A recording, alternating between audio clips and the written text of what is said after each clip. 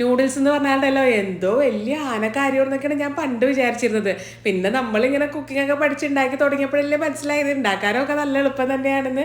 അപ്പോൾ ഒരു വെറൈറ്റി ഒരു നൂഡിൽസ് മസാല ആയിട്ടാണ് കാണിക്കുന്നത്. അപ്പോൾ അതിന് ആദ്യം തന്നെ ഞാൻ 2 പാക്കറ്റ് ഇൻഡോമിയുടെ നൂഡിൽസ് ആയിട്ട് എടുത്ത് വേവിച്ചിരിക്കുന്നത്. ഇനി ഒരു പാനിലോട്ടെ കുറച്ച് ബട്ടർ അങ്ങനെ ചൂടാക്കി കൊടുക്കുക. അതിനകത്തേക്ക് നല്ല പൊടിയായിട്ട് അരിഞ്ഞൊരു പകുതി സവാള ഇട്ട് വറ്റി കൊടുക്കുക. ഒരു കഷ്ണം തക്കാളി അരിഞ്ഞതും അതേപോലെ ഒരു 3-4 ടേബിൾ സ്പൂൺ ക്യാപ്സിക്കം അരിഞ്ഞോട് ചേർത്തിട്ട് മിക്സ് ചെയ്ത് കൊടുക്കണം കേട്ടോ. ഇത് നമ്മളുടെ ആ ഒരു നൂഡിൽസ് മസാല ഉണ്ടല്ലോ, ആ ഒരു പാക്കറ്റിൻ്റെ ഉള്ളിൽ തന്നെ ഉണ്ടാവില്ലേ, അതങ്ങോട്ട് ചേർത്ത് കൊടുക്കുക. പിന്നെ ഒന്നങ്ങോട്ട് മിക്സ് ചെയ്ത് കൊടുക്കുക. ഇനി ഒരു 1/4 കപ്പിൽ താഴെയായിട്ട് കുറച്ച് വെള്ളം ഒഴിച്ചാൽ മതിട്ടാ. ഇനി ആ വെള്ളം നന്നായിട്ട് കുറുകി വന്ന സമയത്ത് നമുക്ക് വേറൊരു മസാല ഉണ്ടാക്കണം. ഞാൻ എന്താ നാട്ടിൽ നല്ല കട്ടിയിൽ കൊണ്ടുവന്ന സാധനം കേട്ടോ ഇത്. അതിൻ്റെ അകത്തേക്ക് ഒരു 4 അല്ലി വെളുത്തുള്ളി നല്ലോണം ചതച്ചെടുക്കണം. ഇനി ഒരു 3/4 ടീസ്പൂൺ ചതച്ച മുളകും 1/2 ടീസ്പൂൺ ഒറിഗാനോ പിന്നെ 1/2 ടീസ്പൂൺ പാപ്രിക്ക പൗഡർ ചേർക്കുന്നുണ്ട്. ഇനി മുളക് പൊടി വേണമെങ്കിൽ അത് ചേർത്ത് കൊടുത്താലും മതിട്ടാ. ഇനി ഈ വെളുത്തുള്ളിയുടെ മസാല എടുത്തിട്ട് നേരെ നമ്മളുടെ മറ്റേ മസാലയിലൂടെ ചേർത്ത് കൊടുക്കുക. എന്നിട്ട് നല്ലോണം അങ്ങോട്ട് മിക്സ് ചെയ്ത് കൊടുക്കണം. എന്നിട്ട് വേണം നമ്മൾ വേവിച്ച് വെച്ചിരിക്കുന്ന നൂഡിൽസ് ചേർത്ത് കൊടുക്കാനായിട്ട്.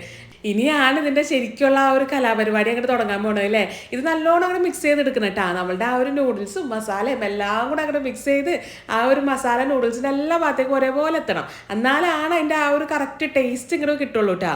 പിന്നെ ഇതിൻ്റെ അകത്തേക്ക് പ്രത്യേകം വേറെ സോസുകൾ കാര്യങ്ങളൊന്നും ചേർക്കണ്ട. പിന്നെ ആ ഒരു ചതച്ചമുളക് ചേർക്കുന്ന സമയത്ത് അതിൻ്റെ എരിവൊന്നും നോക്കിയിട്ട് ചേർക്കണം കേട്ടോ.